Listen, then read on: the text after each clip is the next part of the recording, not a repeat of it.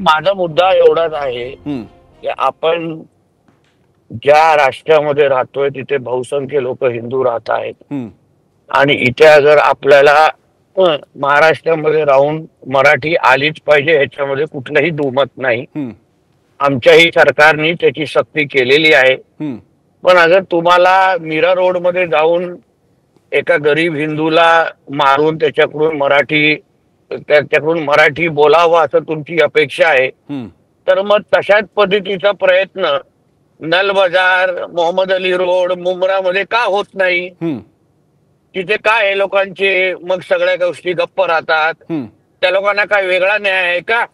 ते लोक तोंडातून काय शुद्ध मराठी बोलतात का? बरं. जो न्याय तुम्ही एका मीरा रोडवर उभं असणाऱ्या एका व्यापारीला देताय, हम्म, त्याला तुम्ही सांगताय का बाबा तू मराठी बोल, नाही तर तुला 2 कानाखाली आम्ही खेचू. हम्म, तोच न्याय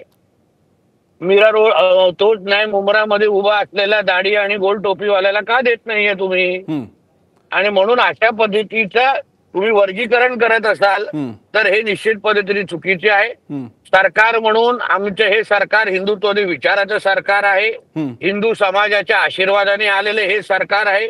म्हणून अशा पद्धतीची कुठलाही अन्याय आम्ही सहन करणार आहे. आणि त्याच दृष्टिकोनातून आमच्या मुख्यमंत्री आदरणीय देवेंद्र फडणवीस साहेबांनी हम्म. त्या दृष्टिकोनातून कारवाई सुरू केलेली आहे.